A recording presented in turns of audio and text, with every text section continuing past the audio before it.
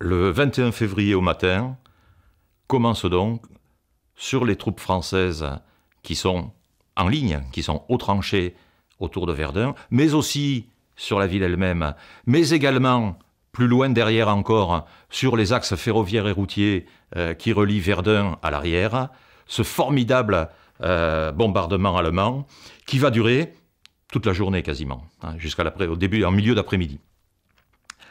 Et en milieu d'après-midi, pensant les troupes françaises ou détruites, ou complètement assommées, l'infanterie allemande commence à progresser. On a un certain nombre de témoignages d'ailleurs qui nous présentent pratiquement les soldats allemands arrivant presque l'arme à la bretelle, tellement ils sont certains que la masse d'obus qui a été déversée sur les Français a écrasé toute résistance. Et puis, à l'étonnement des Allemands, surgissent de leurs trous, sortent des trous d'obus, des restes de tranchées à moitié ensevelis.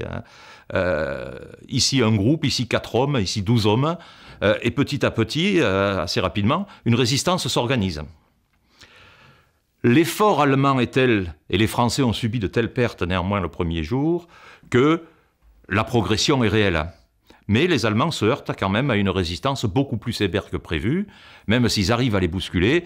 Et on a bien sûr l'exemple complètement emblématique des chasseurs de Drian au Bois des Corps.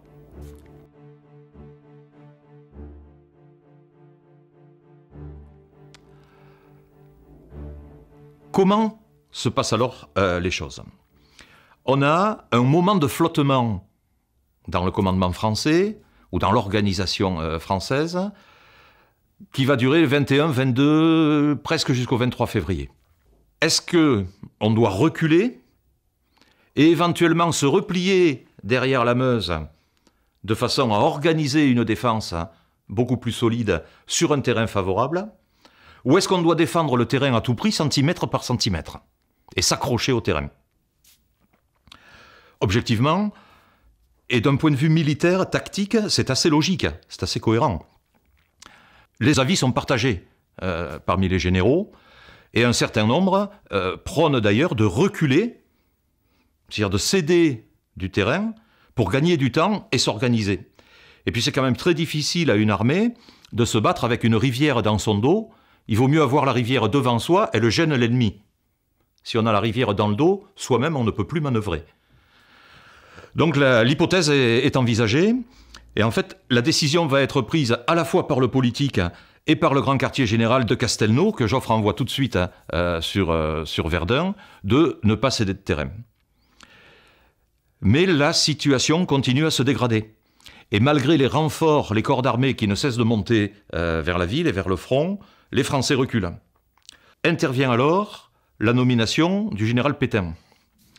Le général Pétain, qui commande la 2e armée à cette époque-là, qui s'est distingué en 1915 en Artois en étant un des rares à obtenir de vrais succès, à obtenir de vrais gains de territoire, à gagner des kilomètres pendant la bataille d'Artois, est en train de préparer la prochaine offensive de la Somme, qui doit avoir lieu à la fin du printemps à l'été, en accord avec les Britanniques et parallèlement à l'offensive des Russes sur le front Est.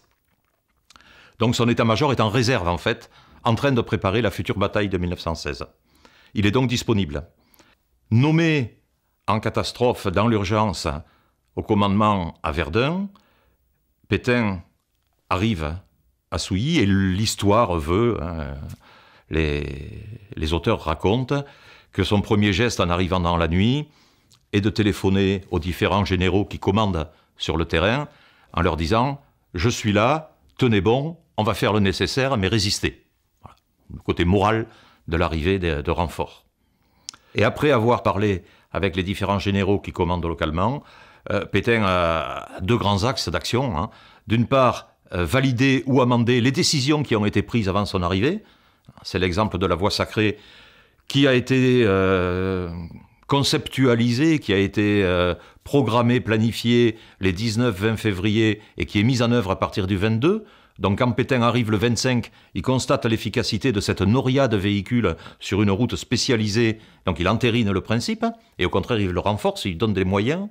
Et puis, de nouvelles décisions, et en particulier en matière d'artillerie, où il va réorganiser l'ensemble des secteurs et donner une plus grande autonomie, de plus grande marge d'action aux batteries d'artillerie en ne les liant pas à une division particulière et à un espace de terrain particulier.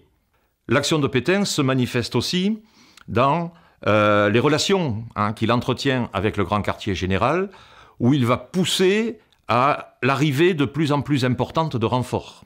Il va demander beaucoup de renforts, il va demander beaucoup de matériel, et comme entre le 25 février et le début du mois de mars, la situation devient de plus en plus grave, effectivement, le grand quartier général va être amené à pousser vers Verdun des unités complémentaires.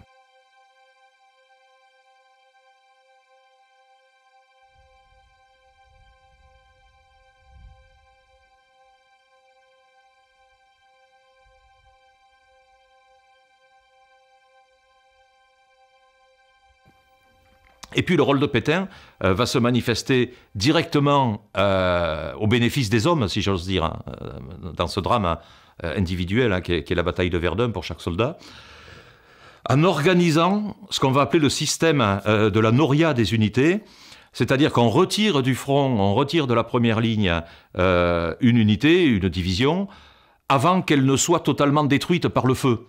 Quand elle atteint un certain niveau de perte, on la retire, on la met à l'arrière pour la recompléter, pour la rééquiper, pour que les gens puissent se reposer un petit peu, se mettre à l'abri un petit peu, et on la remplace par une autre.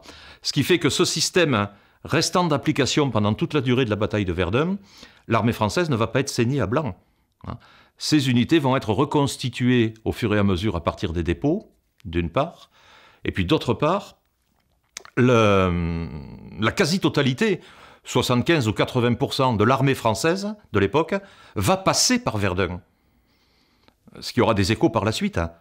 Sur tous les monuments aux morts du moindre village au fond de n'importe quelle province, vous avez 1, 2, 3 soldats morts à Verdun. Parce que 80% de l'armée française est passée par la ville de la Meuse.